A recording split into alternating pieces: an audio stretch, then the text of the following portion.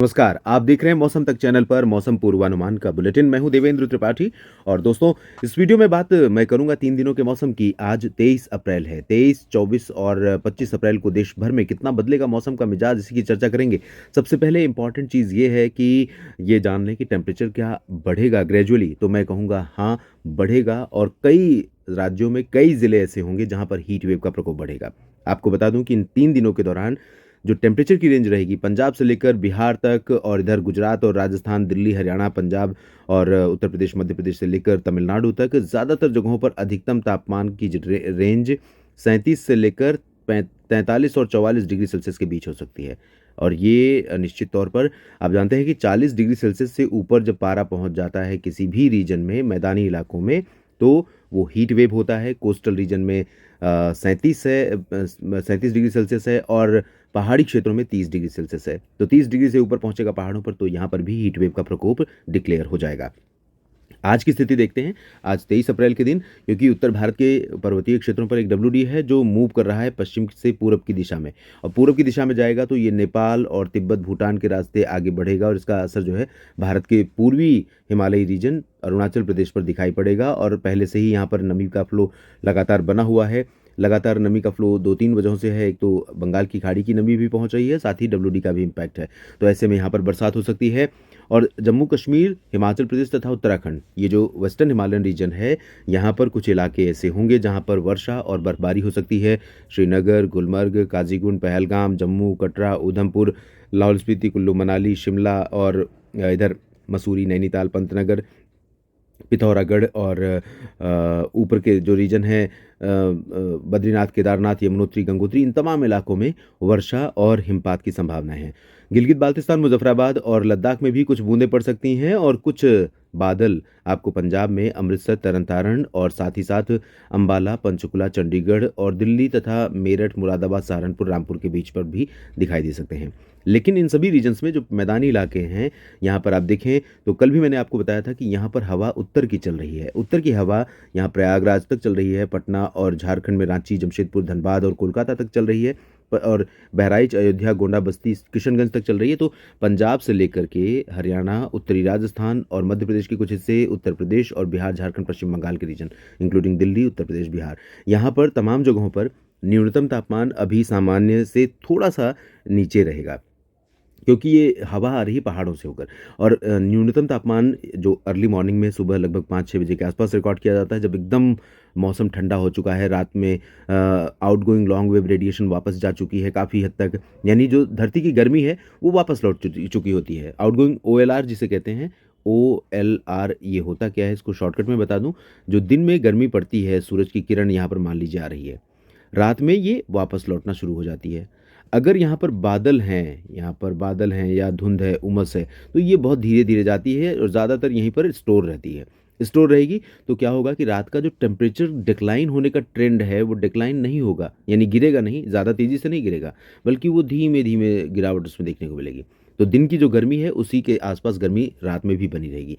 लेकिन क्योंकि जब क्लियर स्काई रहता है तो आउटगोइंग लॉन्ग वेव रेडिएशन वापस लौटने वाली जो दर है वो काफ़ी अच्छी रहती है। इससे में क्या है कि धरती ठंडी हो जाती है, और जब ठंडी हवाएं चलती हैं तो वो बहुत ही सुहावनी लगती है। तो वही स्थिति यहाँ पर अमृतसर से लेकर रूपनगर, होशियारपुर, अंबाला, चंडीगढ़ और दिल्ली, साथ ही साथ मेरठ, मुरादाबाद, आगरा, अलीगढ़, मथुरा, अयोध्या, वाराणसी, प्रयागराज, पटना, इन तमाम इलाकों में इस तरह का सुबह मौसम रहा। लेकिन दिन में हीट वेव रहेगी, क्योंकि दिन में धूप बढ़ेगी, और धूप बढ़ेगी तो यही ठंडी हवा धीरे धीरे धूप की गर्मी को साथ में लेकर के उड़ेगी। तो ऐसे में क्या होगा कि इसका जो एहसास होगा, ये जब टच करेगी आपके शरीर से, बदन से, आपको लगेगा कि लू का प्रकोप दिखाई दे रहा है, लू चल रही है, और ये स्थिति रहेगी। तो पंजाब और हरियाणा में इन भागों में थोड़ी बहुत आंधी, बाकी जगहों पर बिल्कुल भी ड्राई वेदर, क्लियर वेदर।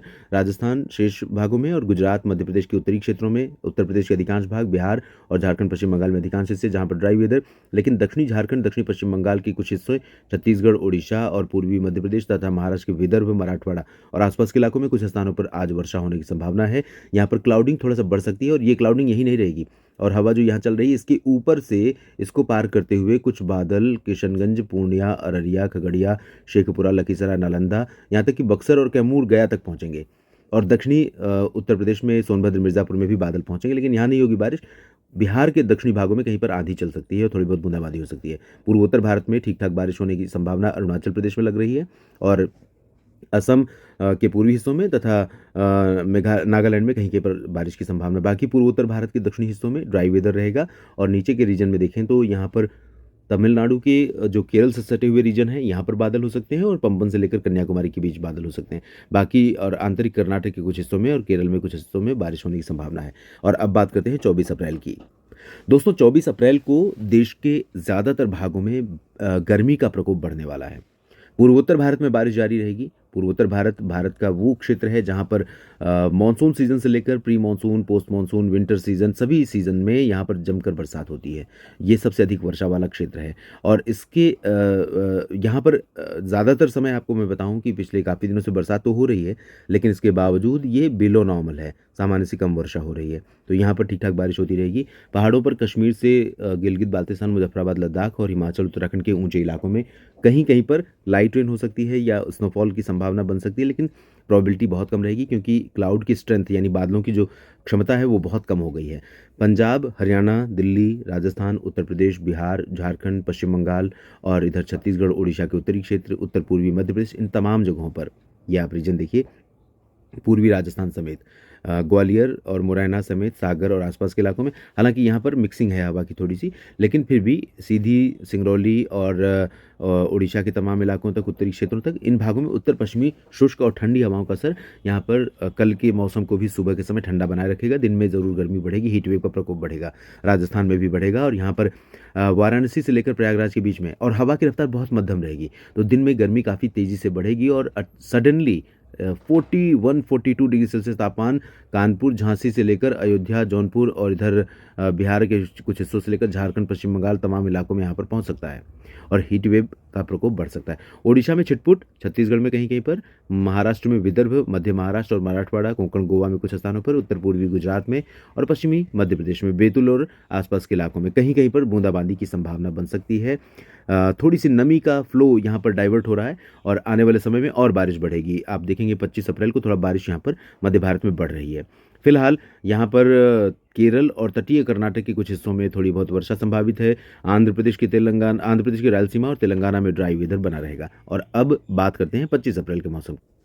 दोस्तों 26 अप्रैल को एक नया वेस्टर्न डिस्टर्बेंस भारत के ऊपर दस्तक देगा और ये बात मैं कर रहा हूँ 25 अप्रैल की।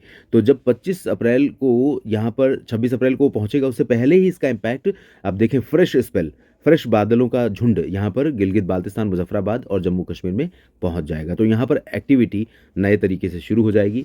हवा का जो रुख है उत्तर भारत के पहाड़ों से वो थोड़ा सीमित होने लगेगा, लेकिन हरियाणा में अंबाला, पंचकुला और रोहतक तक, दिल्ली और इधर फिरोजाबाद समेत फर्रुखाबाद, एटा और मैनपुरी, कानपुर से लेकर उत्तर प्रदेश के पूर्वी रीजन, बिहार, झारखंड, पश्चिम बंगाल और उत्तरी छत्तीसगढ़, उत्तरी ओडिशा, इन भागों में तमाम जगहों पर उत्तर पश्चिमी शुष्क हवाओं का असर रहेगा। जबकि नीचे आप देखें, यहाँ पर जैसा कि मैंने कहा था कि मध्य भारत में क्लाउडिंग थोड़ा बढ़ने वाली है और जब 26 को ये सिस्टम यहाँ पहुँच जाएगा तो 26 को आप देखेंगे कि न सिर्फ उत्तर के क्षेत्रों में बल्कि मध्य और पूर्वी भागों में कई जगहों पर बारिश की संभावनाएं बनेंगी। लेकिन ये इतनी पर्याप्त नहीं होगी कि इस पूरे रीजन के जो लोग हैं, जिस तरह की गर्मी का सामना कर रहे हैं, उस गर्मी से राहत दिला दे, ऐसा लगता नहीं।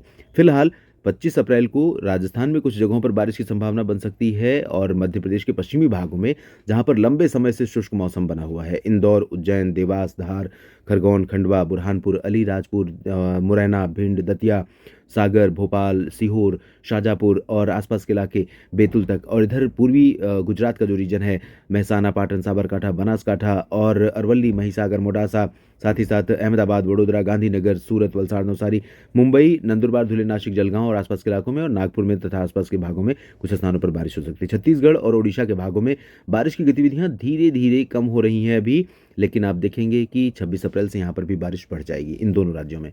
और दक्षिण भारत में फिलहाल गतिविधियां बहुत कम रहेंगी, तो केरल से लेकर कर्नाटक, तमिलनाडु, आंध्र प्रदेश, तेलंगाना, तमाम जगहों पर मौसम बेहद गर्म होगा। पूर्वोत्तर में बारिश जारी रहेगी। इस बुलेटिन में फिलहाल इतना ही। आप बने रहेगा मौसम तक चैनल के साथ। धन्यवाद।